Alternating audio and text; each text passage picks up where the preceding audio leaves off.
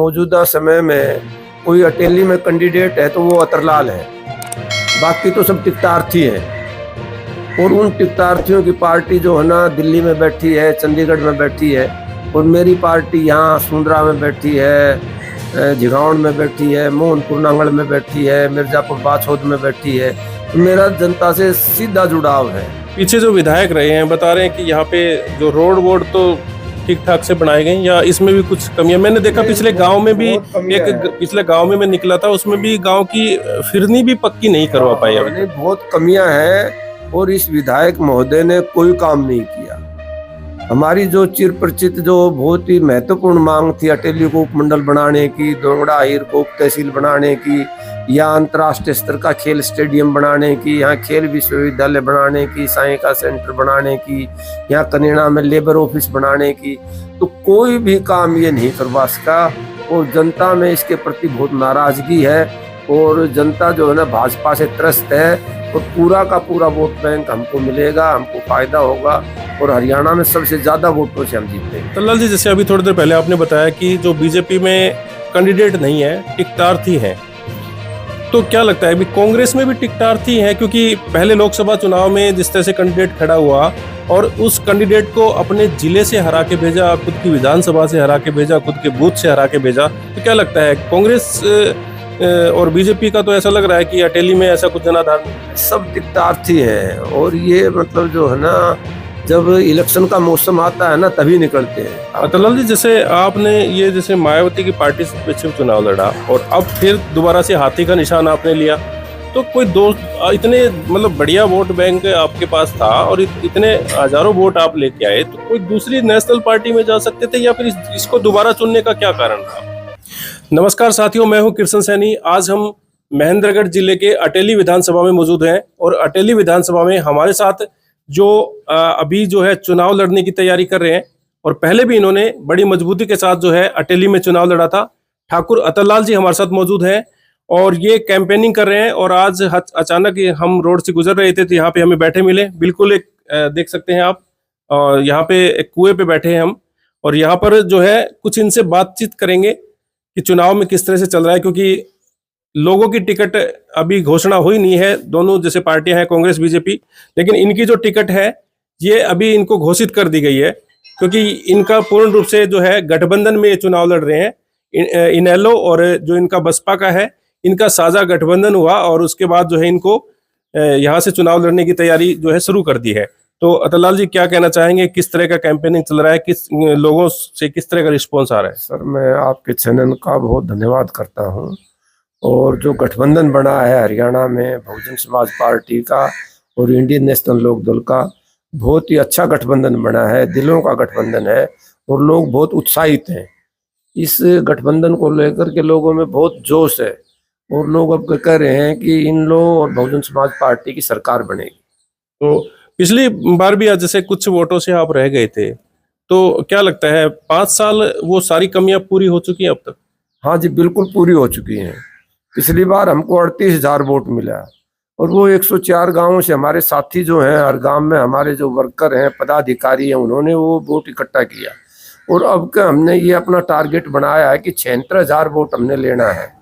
तो 76,000 वोट लेकर के हरियाणा में सबसे ज्यादा वोटों से हम विजयी रहेंगे, ये हमारा प्लान है।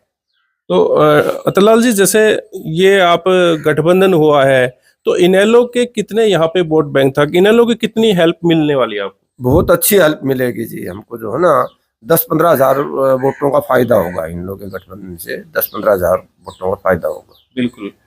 जैसे ये जो इलाका बताया जा रहा है, पहले भी हमने जैसे सुनने में आया था कि राव इंद्रजीत का मतलब प्रभाव रहता था यहाँ पे, तो अब क्या लगता है कि भाई अब की बार कुछ प्रभाव कम होता नजर आ रहा है? क्योंकि और ये कहते हैं कि भाई वो परिवारवाद की राजनीति लगातार करते रहते हैं, तो इनके बारे में क्या कहना चाहेंगे? इंद्रजीत का आज भी प्रभाव है या खत्म हो चुका है? नहीं, आपकी बात से पूर्ण रूप से सहमत हूँ। अब कोई प्रभाव नहीं है।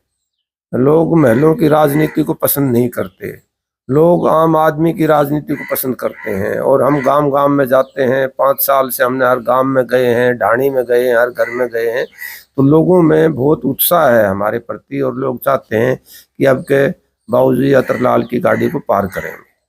तो अतरलाल जी, मतलब प्रभाव इतना है नहीं, मतलब इंद्रजीत का अगर बात करें, क्योंकि कांग्रेस और बीजेपी अटेली में बैकफुट में जाती हुई दिखाई दे रही है। बिल्कुल बिल्कुल बैकफुट पर हैं। और असली चीज तो ये है कि अब मौजूदा समय में कोई अटेली में कैंडिडेट है तो वो अतरलाल है, बाकी तो सब टिकटार्थी हैं। और उन टिकटार्थियों की पार्टी जो है ना दिल्ली में बैठी है, चंडीगढ़ में बैठी है, और मेरी पार्टी यहाँ सुंदरा में बैठी है, झिगावन में बैठी है, मोहनपुर नांगल में बैठी है, मिर्जापुर बाछौद में बैठी है। तो मेरा जनता से सीधा जुड़ाव है और जनता ने अब का मन बना लिया है कि अब की बार अतरलाल। तो पीछे जो विधायक रहे हैं बता रहे हैं कि यहाँ पे जो रोड वोड तो ठीक ठाक से बनाए गए, या इसमें भी कुछ कमियां मैंने देखा। पिछले गांव में भी पिछले गांव में मैं निकला था, उसमें भी गांव की फिरनी भी पक्की नहीं करवा पाई अभी नहीं, बहुत कमियां हैं। और इस विधायक महोदय ने कोई काम नहीं किया। हमारी जो चिर परिचित जो बहुत ही महत्वपूर्ण मांग थी अटेली को उपमंडल बनाने की, दोंगड़ा हीर को उप तहसील बनाने की, या अंतर्राष्ट्रीय स्तर का खेल स्टेडियम बनाने की, यहाँ खेल विश्वविद्यालय बनाने की, सहायिका सेंटर बनाने की, यहाँ कनेड़ा में लेबर ऑफिस बनाने की, तो कोई भी काम ये नहीं करवा सका। और जनता में इसके प्रति बहुत नाराजगी है और जनता जो है ना भाजपा से त्रस्त है। और पूरा का पूरा वोट बैंक हमको मिलेगा, हमको फायदा होगा और हरियाणा में सबसे ज्यादा वोटों से हम जीतेंगे। तो अतरलाल जी, जैसे आपने एक होल्डिंग छपवा रखा है, इस पे लिखा हुआ है कि अतरलाल जाएगा, इलाके का हक चंडीगढ़ से लेके आएगा। तो ये कौन सा हक है, जो मतलब कौन सी चीज है जो मतलब जनता के लिए बहुत इंपॉर्टेंट है, जो आपके पीड़ा है कि भी यार ये चीज कई सालों से हमारे यहाँ पे नहीं हो पाई? हाँ, तो सबसे बड़ी बात ये है कि किसी भी इलाके की तरक्की जो है वो युवाओं से होती है, और युवाओं की तरक्की खेल, शिक्षा और रोजगार से होती है। और मेरी प्राथमिकता खेल, शिक्षा और रोजगार में युवाओं को और इलाके को आगे बढ़ाने की है। परंतु 10 साल में ये जो डबल इंजन की सरकार बताते हैं और झूठा नारा लगाते हैं, सबका साथ सबका विकास, ये बिल्कुल झूठा नारा है। 10 साल में इन्होंने कुछ नहीं किया। 10 साल में जो है ना पूरा का पूरा जो है ना भाजपा ने इस इलाके के साथ भेदभाव किया है और हमारे बच्चों को पीछे धकेल दिया।